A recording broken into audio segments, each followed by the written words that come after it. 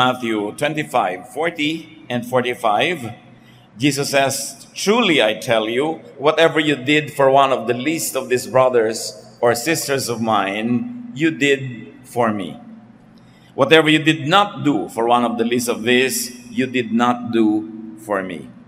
Ang Panginoon po ay nagpapahiwatig na magaganap sa paghuhukom ng Diyos sa mga tao, at sinabi niya na darating ang panahon na sasabihin ng Diyos sa lahat ng tao, kung ano ang ginawa mo para sa iba, dito sa aking mga anak na ito, sa aking mga kapatid, sa aking mga lingkod, ay ituturing kong ginawa mo sa akin. At ang ipinagkait mo sa kanila, ay tuturing ko ring ipinagkait mo sa akin. And this will be a major basis for judgment. Ang pag-aaral natin ngayon, pinamagatan natin, Helping Jesus, or doing things for the Lord. At ang mga examples na gagamitin natin are helping Jesus from Gethsemane to the grave. Hindi sa buong karir niya at ministry, dun sa limited time from Gethsemane to the grave. Salamat o Diyos dahil maaari po kaming magbulay-bulay at pag-aralan kung paano maaari kaming makatulong sa gawain ng iyong anak na si Jesus.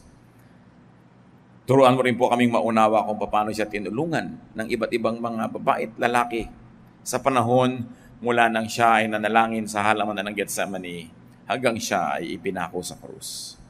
Pagpalain niyo po kami ng mga katotohanan at nawa mapagpalaya ang katotohanan ito upang lalo kaming magkaroon ng kapangyarihang sumunod sa kanyang magandang halimbawa. Bless us, O Father, be our speaker, lead us, heal our spiritual diseases, even our physical ones, strengthen us, guide us. In the name of Jesus, your Son, we pray with thanksgiving. Nung panahon po ng Panginoon ay nasa lupa, ay nagkaroon ng pagkakataon yung mga taong kasabay niya na nabuhay at nandun sa lugar na kanyang ginalawan para talagang matulungan siya in a very practical way. Actually, physically, bodily. Matatawag nating mapalad sila dahil nagkaroon sila ng ganong pagkakataon at kakayanan. Jesus is now in heaven. Paano tayo makakatulong sa Kanya? Salamat na lang, His body is still on earth. Colossians 1:18, He is the head of His body, which is the church. In spite of the imperfection of the men and women in the church, in spite of all the errors, the mistakes, sometimes even the glaring errors within the church is the only institution made up of human beings but headed by Jesus, the Son of God.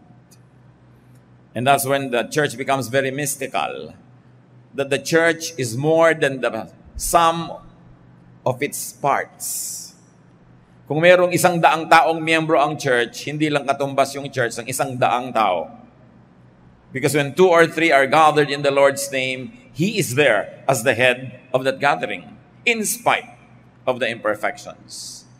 Kaya meron pong mystical value, very mysterious, mahiwaga na halaga yung fellowship.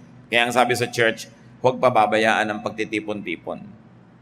Kahit kung minsan hindi lahat ng gusto mo nangyayari, hindi lahat nangyayari kasing ganda ng ibig mo, pero yun pa rin, kaisa-isa, yung church na body of the Lord Jesus, of which He is the head. Because of that, people at all times and in all places have the same opportunity and the same challenge to be helpful because Jesus is still present through the church. Now, the closest way to serve Jesus is to serve His body, the church. Helping Jesus now is done by helping the church, by helping in the church, and helping other people that the Lord considers to be His people, especially the brethren, the servants, and the workers in the church. Marami tayong ginagawa. May tulong tayo sa kapwa, meron tayong ginagawa para sa environment, meron tayong paglilingkod sa bayan, meron tayong paglilingkod sa iba-ibang causes, pero iba yung paglilingkod sa church dahil yung church ang body ng Panginoong Jesus. Hindi ibig sabihin na doon na lang tayo maglilingkod dahil lahat na magagandang gawa naman ay gusto ng Panginoon at may gantimpala rin. Pero iba ang ibinilin sa atin na pag-aalaga sa church. Kaya dapat mahalin. At ang tanong, do we help Jesus in the context of the church? Do we help Jesus this way that He likes. Balikan natin yung mga aktual na tumulong sa physical life and ministry of Jesus. Nung siya inaaresto sa halamanan, Peter drew his sword. Armado pala itong si Pedro. Inilabas niya ang kanyang sandata, John 18:10. Simon Peter had brought along a sword. He now pulled it out and struck at the servant of the high priest. The servant's name was Malchus, and Peter cut off his right ear. Sa pagsugod nitong si Pedro, tinaga niya yung pinakamahalagang assistant, katulong noong high priest, at natagpasantay nga. Anong matatawag sa tulong na yon? It was impulsive. Hindi naman hinihingi ni Lord yung ganong pagtulong. Jesus had to heal the wounded man. And according to other sources, Jesus had to stop the bleeding and Jesus had to heal the man. So tumulong kunwari, pero kailangan pang i-repair yung ginawa niya. So ang tanong, do we help Jesus? Do we help the church this way? Tutulong ka nga, pero hindi naman pala yung tulong na hinihingi ng Panginoon, so nakakasama pa kumisan. Akala mo tulong, hindi pala. Kailangan pa ng damage control. Kung sobra tayo halimbawang makapanakit ng kalooban ng hindi natin kapwa mananalig, kung sobra tayong mapagbataas sa ating doktrina, sobra tayong mapagmalaki, at hinuhusgahan natin yung iba, hindi ba ganun din yun? Kailangan na naman ng damage control pagkatapos. Matapos tayong may masaktan ng damdamin, mailayo ang loob sa church, sa Bible, at sa Lord, may kailangan pang humimok sa tao na yon na magpatawad at bigyan uli ng chance na makinig ang kanyang sarili dahil na-turn off sa atin. Maraming ginagawa ang mga Kristiyano ngayon, parang gawa ni Peter, akala nila nakakatuwa kay Lord pero hindi pala. Nakakasira pala sa church. At kailangan pang repairin, paghimalaan yung taong nasaktan dahil hindi naman kailangan. Overzealousness, judgmentalism, self-righteousness, self-promotion, lahat ng yan, hindi hinihingi ni Lord para sa atin. Hindi tayo nakakatulong sa church. Pag ipinagyayabang natin yung church natin, ipinagmamalaki, at parang dinadaig natin at kinakawawa o binabaliwala at pinagmumukhang mali ang iba. We don't help the cause of Jesus. Peter followed Jesus. That's another way to serve Him. To the house of the high priest. Matthew 26:57-58, matapos dakpin ng Panginoon, dinala sa bahay ng high priest. After Jesus had been arrested, he was led off to the house of Caiaphas, the high priest. But Peter followed along at a distance and came to the courtyard of the high priest's palace. He went in and sat down with the guards to see what was going to happen. Habang nagpulasan ng lahat, iniwan ng Panginoong Yesus, may isa namang sumunod-sunod, bagamat sa malayo. Pero hindi naman siya sumunod ng lubos. Hindi na siya pumasok sa loob dahil natatakot din siyang mapahamak. He followed only to be overcome by fear later and then later on to deny Jesus. Huwag naman sana, but does anyone follow Jesus this way? Magsisimulang sumunod kunwari, but when the going gets tough, begins to deny any relationship with the Lord. Pag magmumukhana na may disadvantage o baka mapahamak, malagay sa gipit, itatatwa na ang Panginoon. Isang uri ng paglilingkod na yes, maganda sa simula, hindi lang tinuloy at binuo. At ang naging ending pa ni Peter ay lubha siyang nalungkot, umiyak siya dahil na-realize din naman niya. Itinatuwa niya pala matapos na sumunod pa raw siya kunwari. So kung sumunod na ng buo, sabi ni Lord, count the cost before you begin building a tower. May cost lahat ang bagay. Ang pagsunod sa isang politiko, ang pagsunod sa isang artista, ang pagsunod sa isang sportsman, ang pagsunod kay Jesus. Pero alam naman natin na karapat-dapat siyang sundan.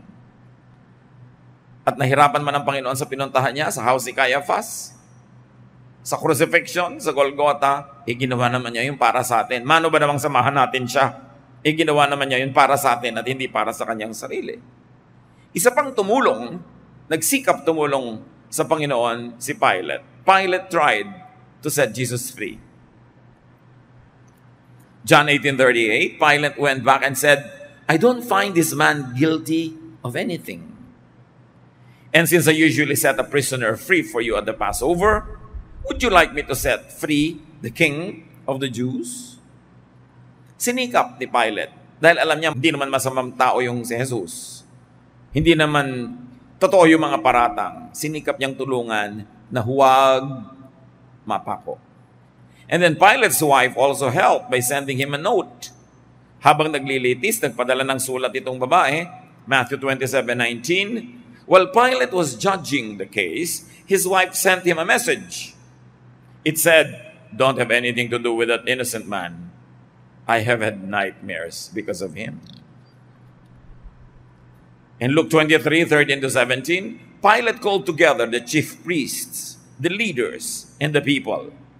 He told them, "This man doesn't deserve to be put to death. I will just have him beaten with a whip and set free." Tumulong si Pilate dahil alam niyang hindi guilty si Jesus. Pero sabi niya, ipapapalo ko, ipapahugupit ko, papasaktan ko, tapos palalayain ko na rin. In other words, Pilate knew that Jesus was innocent, but still had him beaten. Anong uri ng pagtulong yun? Kasi, hindi lubos na lubos. Pilate was thinking of doing the right thing to set Jesus free, and at the same time, to save himself from the political trouble that might happen if the people had a riot. So sabi niya, para medyo masyahan kayo, total gusto niyang masaktan siya, sasaktan ko na lang, pero huwag natin patayin. Pero alam niya naman na hindi rin yung naganap. How do we allow those who do not deserve to be hurt to be hurt? Halimbawa, meron tayong isang kapatid, alam naman natin, hindi naman siya masama o hindi siya ganun kasama, pinag-uusapan ng iba. Do you allow that to happen? Or do you make a firm stand and say, don't talk like that about our teacher or about our leader or about our director or about our pastor or about our brother or sister? O hinahayaan na rin natin yung mga taong masyahan sa kanilang mga chismis.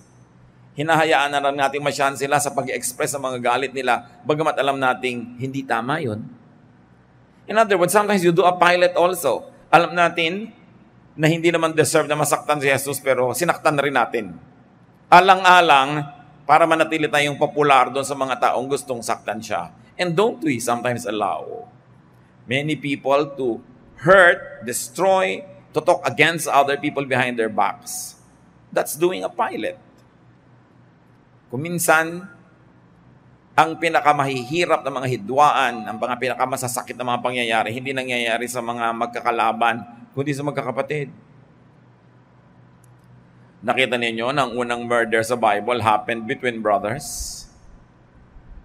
Ang mga hidwaan sa unang mga aklat ng Genesis, nung kukunti pa lang ang tao, laging magkapatid ang naglalabanan. Kaya hindi mahirap isipin na hanggang ngayon si Satanas yan ang ginagamit niyang teknik, pinag-aaway-away ang magkakapatid, hindi lang magkakapatid sa laman, kundi magkakapatid sa pananampalataya. Kasi yun ang pagkakapatid na talagang mahalaga sa Panginoon, yung pagkakapatid sa spirito. Higit sa pagkakapatid yun sa dugo. So anong ginagawang pandarayan ni Satanas? Pinag-aaway-away, pinagkakagalit ang magkakapatid, so that sometimes the most bitter, the most acrimonious, the most hurting, the most shameful quarrels happen between brothers and sisters in the Lord. Sometimes it happens between or among pastors or between or among congregations na nagsisiraan, kakagagalit. Nauna na yun noon pa. So wag nating hayaan. Let's not do a Pilate. Kung maninindigan tayo para sa totoo, manindigan na ng buo. Huwag kalakalahati. Kung merong isang taong hindi dapat pinag-uusapan, hinuhusgahan, kinakawawa, habang nakatalikod, manindigan tayo para sa taong yon, at huwag tayong lagi ng parang kakandidato na gusto natin maging popular. Ang mahalaga, naninindigan tayo para sa tama, sa matuwid, sa mabait, sa mabuti.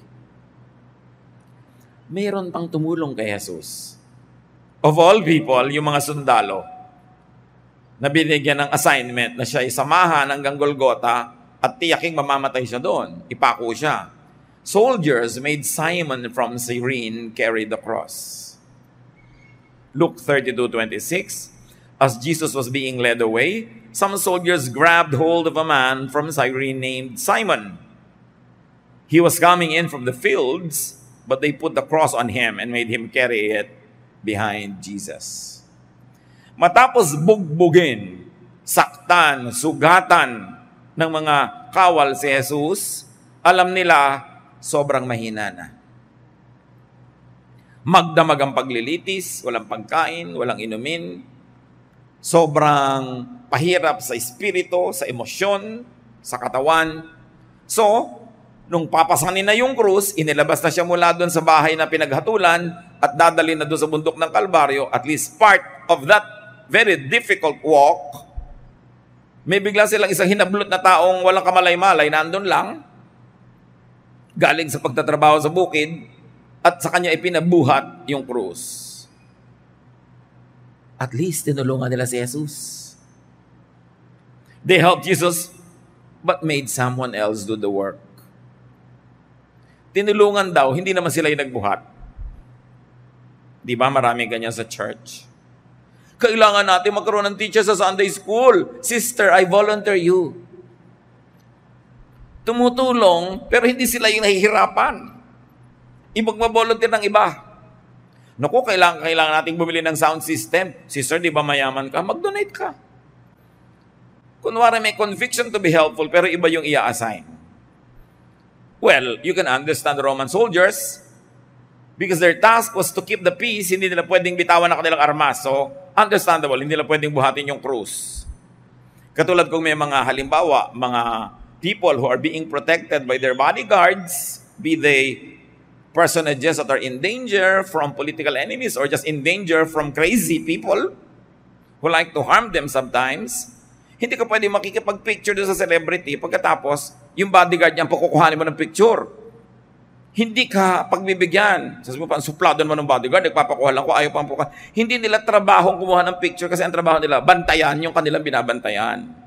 Kaya dapat inuunawa yon. So we can understand these soldiers na gusto nilang tulungan si Jesus pero hindi sila yung tumulong. Pero hindi tayo yung mga soldiers na yan. Tayo ngayon ay mga taga-church. Pag meron bang dapat gawin, ikaw mismo yung gumagawa o hinahayaan mo na lang iba ang gumawa? Nagmamaang-maangan ka na lang ba? Bahala na lang sila. Tapos ikaw pa yung magkikriticize kumisan.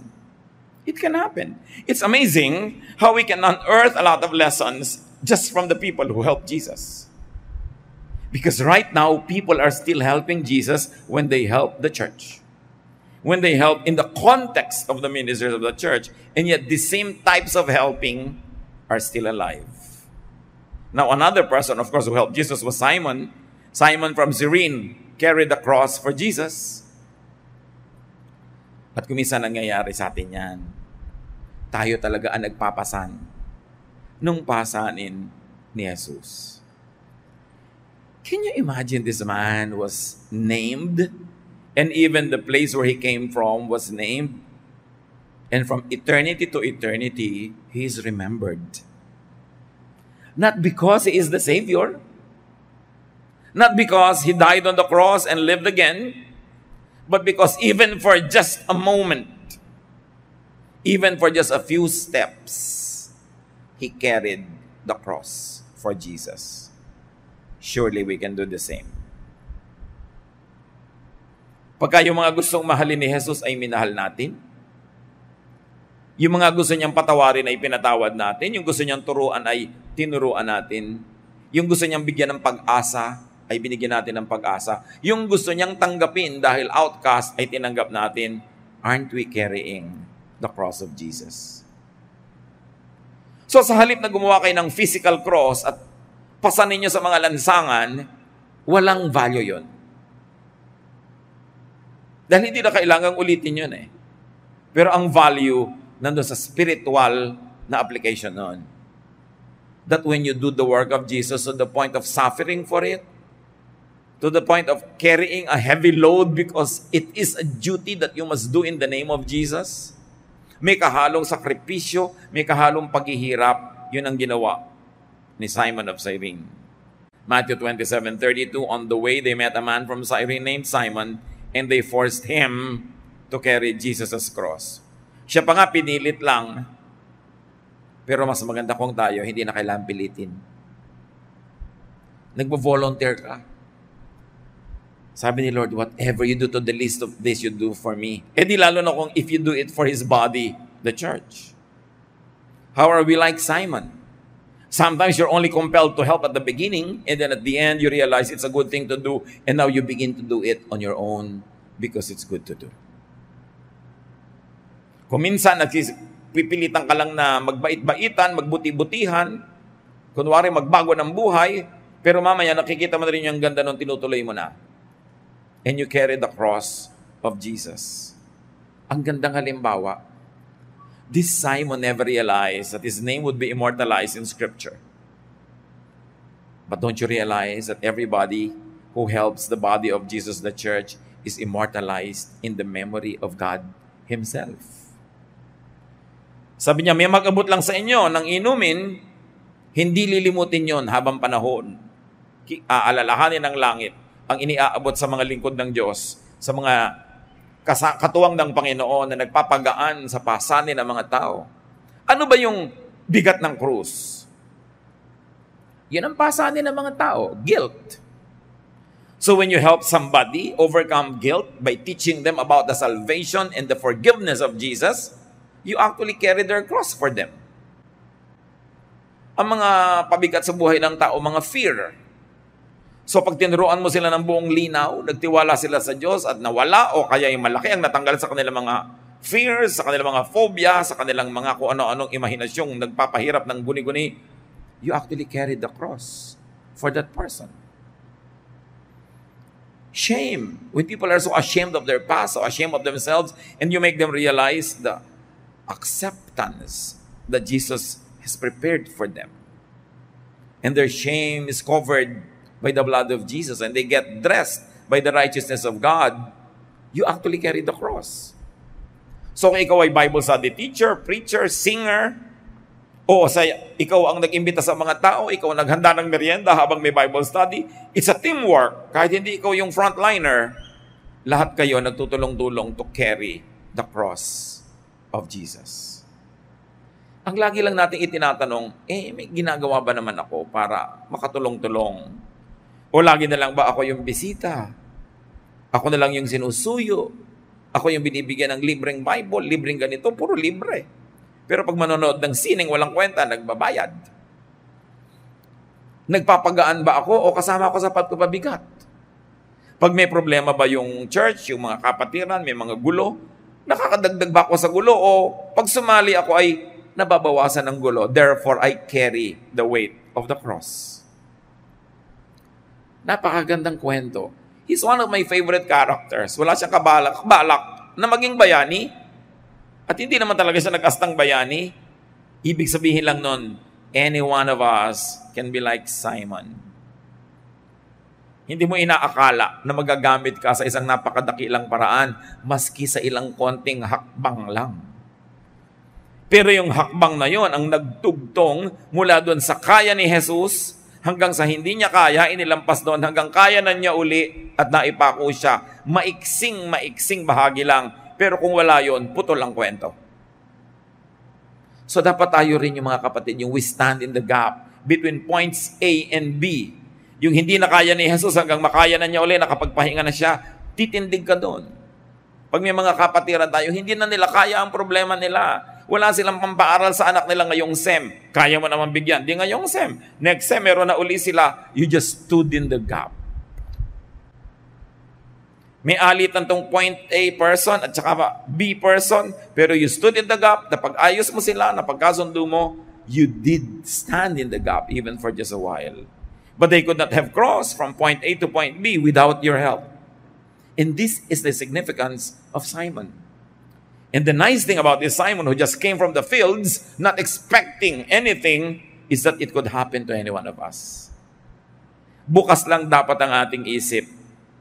Handa tayong gawin kung biglang ipinakita ng pagkakataon na ito na yung pagkakataong tumulong para dugtungan yung naputol. Ano man yon. May mga tumulong pa kay Lord, the weeping women and the crowds. that followed him. Luke 32:27-31, a large crowd was following Jesus, and in the crowd, a lot of women were crying and weeping for him. Tanong, ano naman ang naitulong nung nag-iiyak? Pakikiramay. This is what I call the ministry of presence. Hindi ka naman nakabuhat ng krus, hindi mo naman sinanggahan yung hampas para sa katawan mo lumatay, hindi ka naman nagpapako, pero nakatulong ka just by being there. Nakaka-encourage.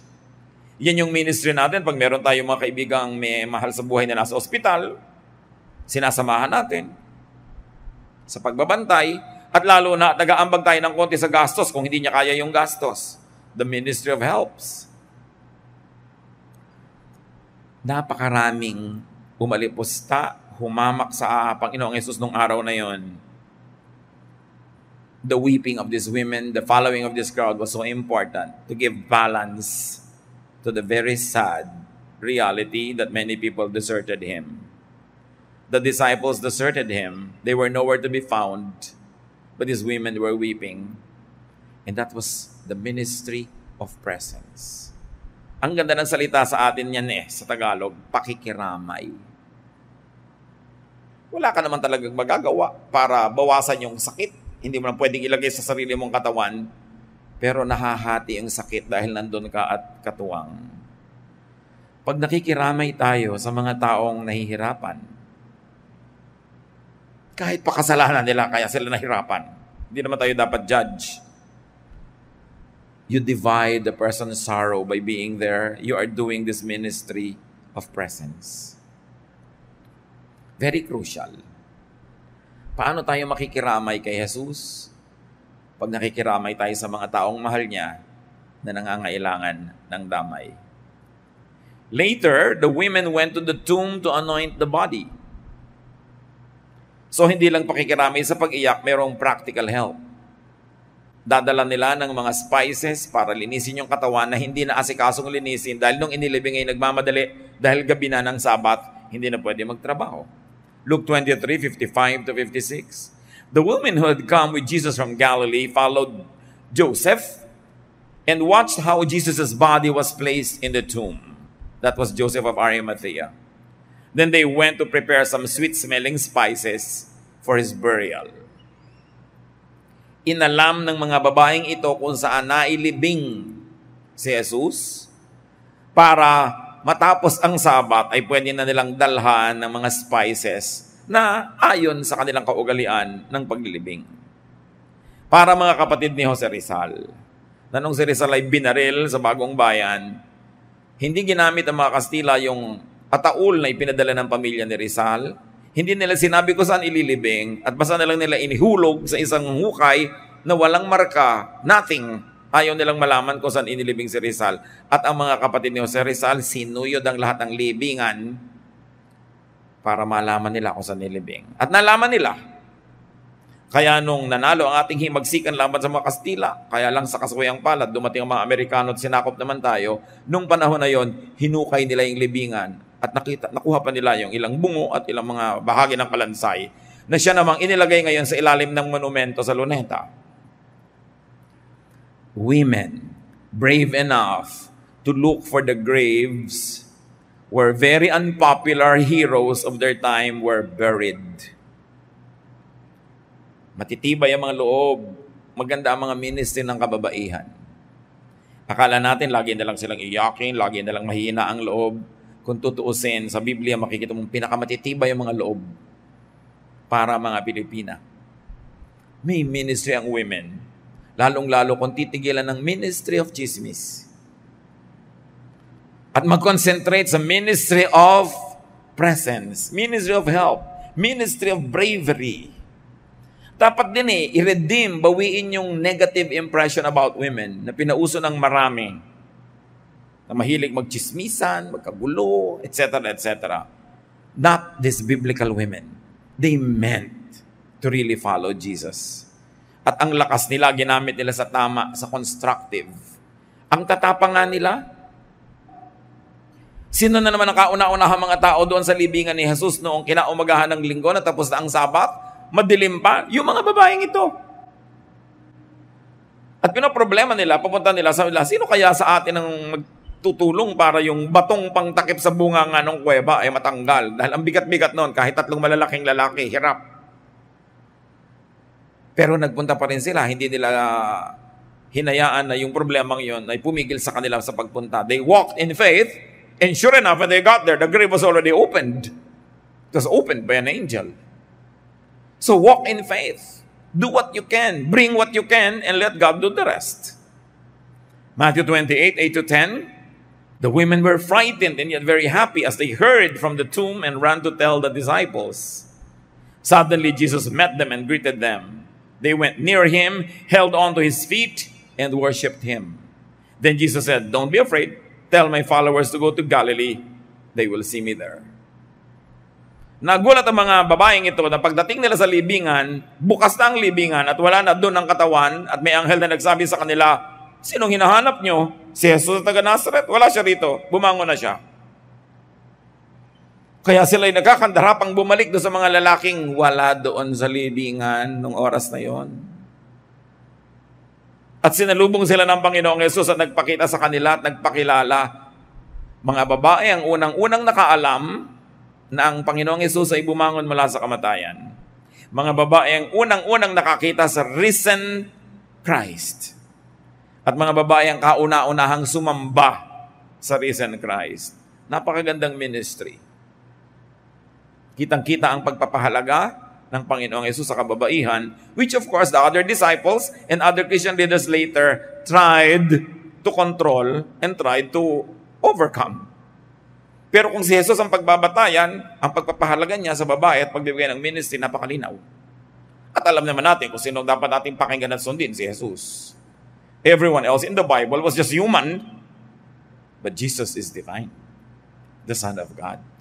And you get the cue from Jesus to give important ministries to women. In fact, the women were the first to serve as messengers of the risen Christ. Sila ang ginamit ng Panginoong Yesus para pasabihan yung mga lalaking disciple na walang kamuang-muang maging nung sandaling yun. Kaya sila ang nagsabi, pagkatapos ngayon may mga nagbabawal sa mga babae maging preacher, maging teacher, samantalang si Jesus mismo, yun ang unang-una niyang inutusan na magturo tungkol sa kanyang pagkabuhay na muli. You've got to differentiate where you get authority. Is it from Jesus, from other human beings, from prophets, from apostles? Iba-ibang authority nun. Of course, the highest authority is the authority of the Lord Jesus Himself.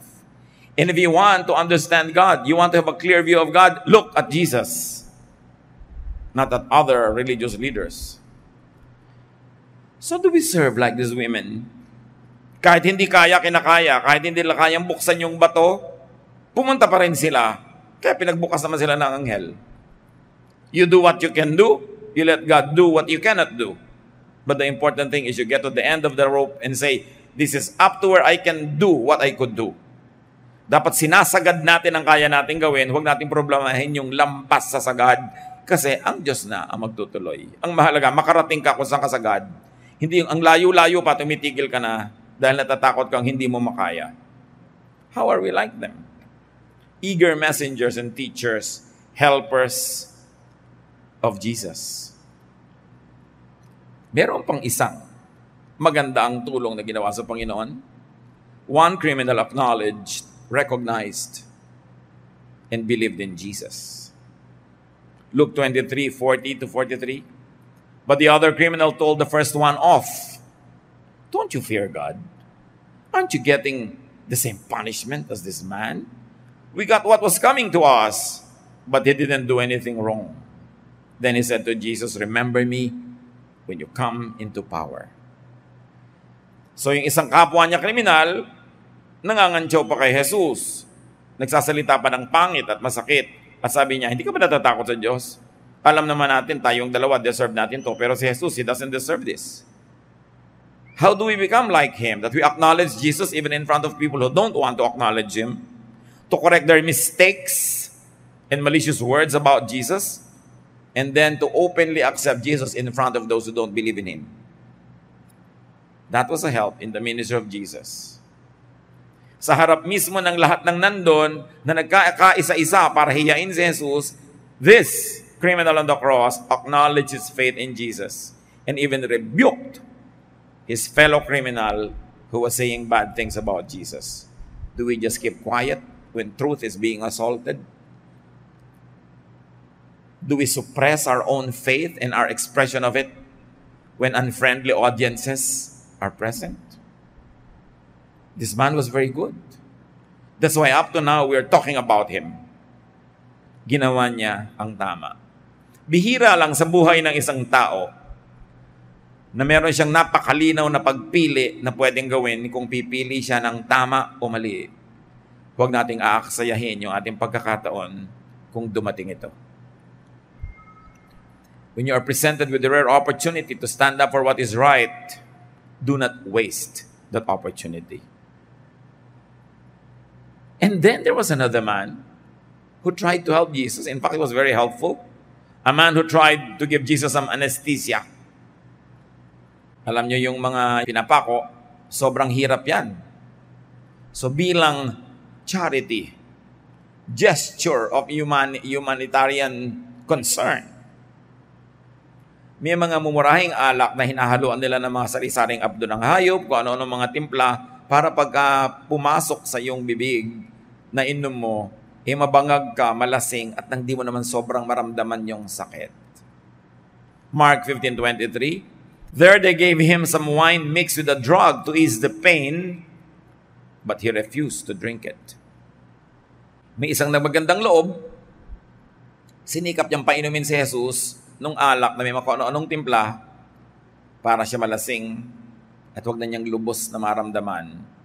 Pagkamat tinanggihan ni Jesus, kasi buong puso at buong gising niyang tinanggap ang kaparusahan na para sa ating lahat.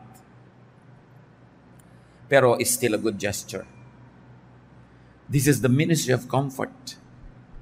This man was trying to comfort Jesus. What the disciples never did, this man, anonymous, nameless, faceless, did for Jesus. Gusto niyang bigyan ng ginhawa. Pag may tao bang naghihirap, willing tayong magbigay ng ginhawa. Kaya pagka halimbawa may nababalitaan tayong meron palang cancer, si gano'n nakilala natin o mahal sa buhay ng kilala natin, ang una nating itinatanong, lalo at pagka sinabing terminal case, how is the pain management? Is there enough funds para kung kailangan ng morphine, mag-morphine? Kung kailangan ng pampatulog, para wag nang maramdaman. Kung sakaling hindi maiiwasan, nang babawian ng buhay dahil sa napakatalamak na sakit. Kung sakaling hindi maiiwasan na mabawian ng buhay si Jesus dahil sa talamak na parusang binibigay sa kanya, at least bigyan mo ng pampamanhid. This is the ministry of comfort at work. At lagi kong hinihimo ka mga kapatid natin, lalo may mga kakayahan naman, may kakilala ka na may sakit na sobrang nagdurusa sa sakit at walang ikaya sa gastos, mag-donate ka kahit isang shot ng painkiller, isang shot ng morphine kung yan ang sinabi ng doktor na dapat at kailangan.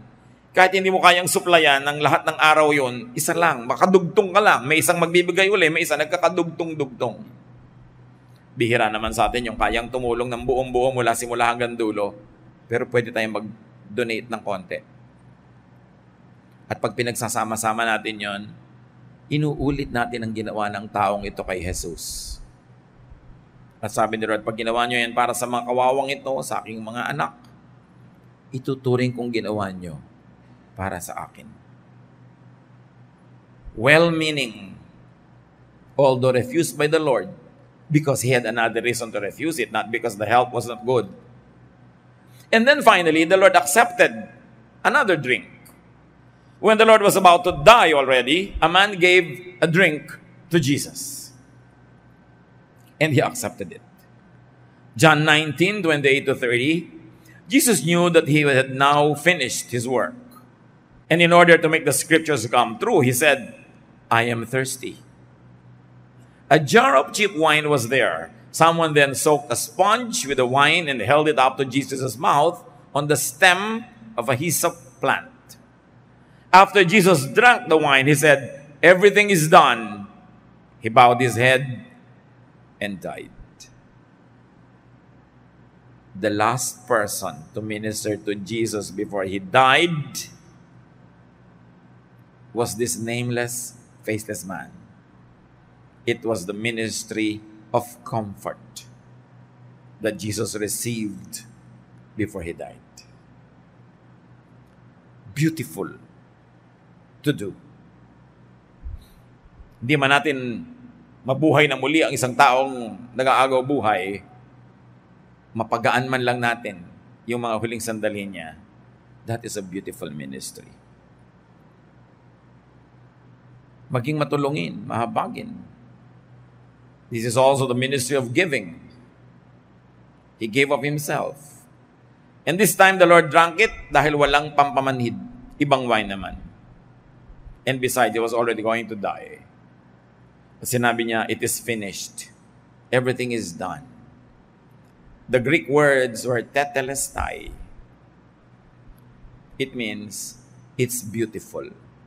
Pagka isang artist, natapos na sa kanyang gagawin, pag tiningnan niya, nireview niya, nasyahan siya, sasabihin niya, tetelestai. Tama ang trabaho, maganda. At yon ang sinabi ng Panginoon nung nireview niya ang kanyang buong ministry of salvation.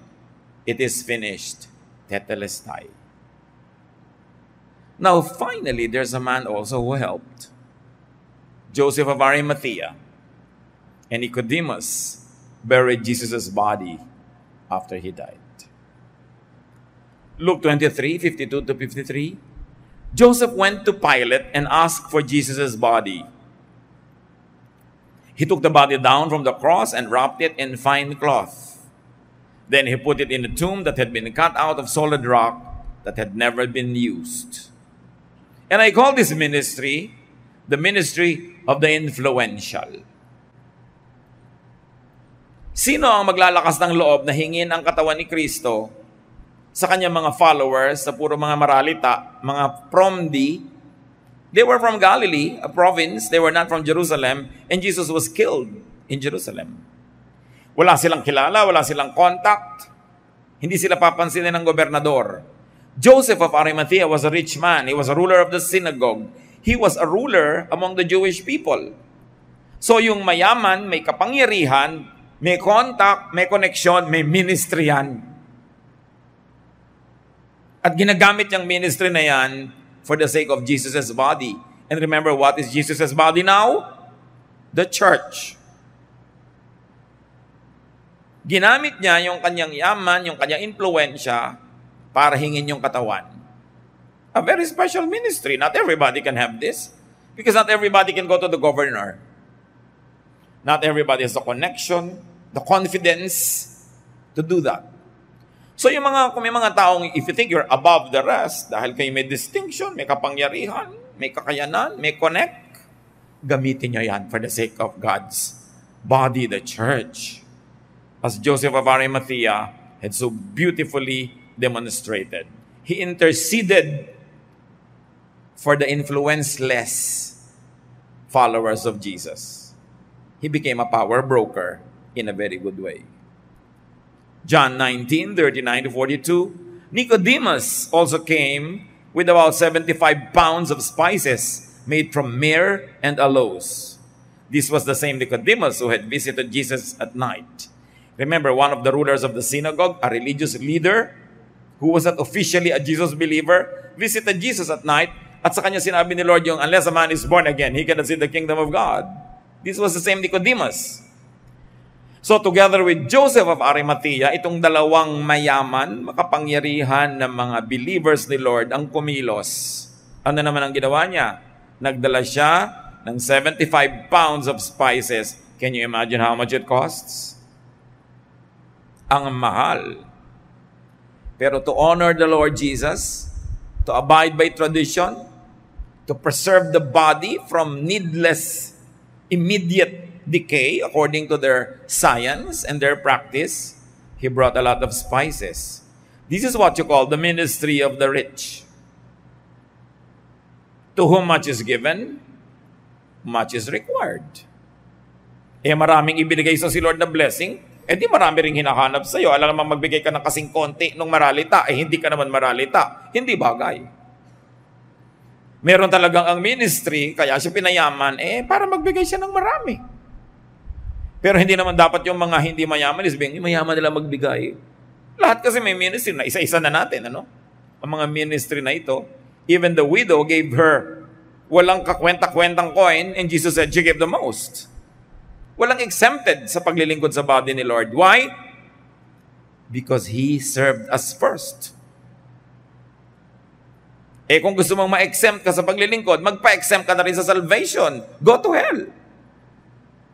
But if you don't want to go to hell for your sins, if you want to have a Savior, then be a part of the family and do your household chore. Walang free ride. Lahat may tungkulin. Walang audience, walang performer, lahat pare-parehong naglilingkod. The ministry of giving, beautifully demonstrated by Nicodemus.